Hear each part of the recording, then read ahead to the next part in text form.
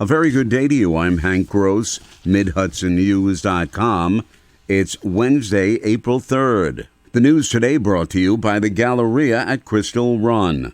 Investigators are still trying to piece together what prompted a man to stab two acquaintances to death on Monday afternoon at 33 Ruth Court in Middletown.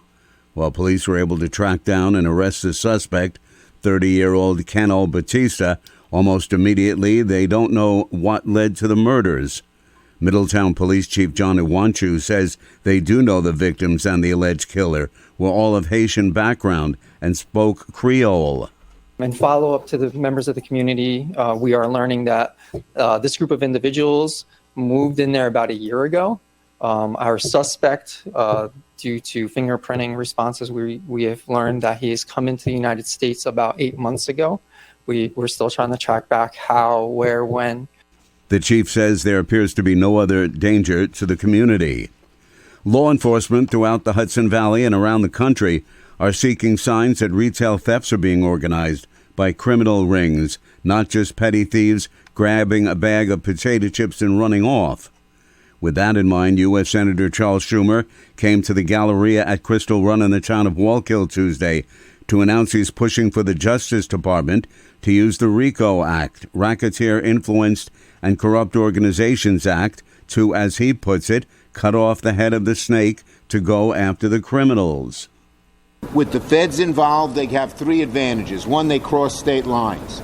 If the head of the mob is directing something here at this mall and they're in another state, these guys are powerless. But the feds are not. Second, RICO has really tough crimes, tough penalties. RICO, when they find out the heads of these mobs, they will go to jail for a long time. And third, the feds have great information. They're the best at finding out information. Now, they share it with our local law enforcement, but it's still very much needed. The town of Wallkill is one of Orange County's central shopping hubs, and Police Chief Robert Hertman says retail larcenies are up. In the past year, we've seen a 23% increase in the amount of larceny arrests here in our town. And we, as your law enforcement agency, know that there is a connection to organized crime. There's telltale signs to us that these are not the typical shoplifters we've seen in the past, and the problem continues to grow and grow and grow. Officials say those gangs are using kids to steal big-ticket items for them around the country. More news right after this. Find over 100 retailers allowing you to spend hours shopping safely at the Galleria at Crystal Run. Enjoy the big brands and the diverse selection of family-owned stores all in one location. The Galleria at Crystal Run offers dining options for everyone with Fuji 110 Grill, Allen's Mediterranean Grill, and Peru Cuisine. Discover the Mid-Hudson Valley's premier shopping, dining, and entertainment destination, the Galleria at Crystal Run. For more information, follow us on Instagram, Facebook, or visit GalleriaCrystalRun.com. Fearless is a women's support organization that helps victims of sexual assault and domestic violence.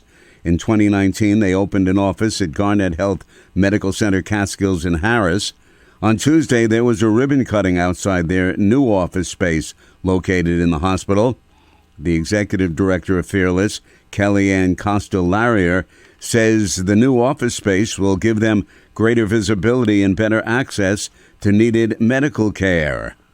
We know that community connection is one way to talk about prevention and sexual violence, but it's also another way to make sure that people know about the resources, where to find us, and that we have a safe, comfortable setting for sexual assault survivors, domestic violence survivors, and human trafficking victims.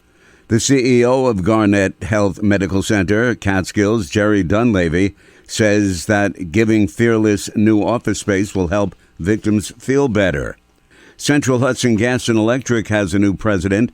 The board of directors has appointed Stephanie Raymond effective immediately. She will serve as president until Christopher Capone's retirement in October, at which time she'll assume both roles of president and CEO. She comes to the area utility having served as president of PPL Electric Utilities Corporation, serving 1.4 million customers in 29 counties in eastern and central Pennsylvania. I'm Hank Gross, MidHudsonNews.com. The news today brought to you by the Galleria at Crystal Run.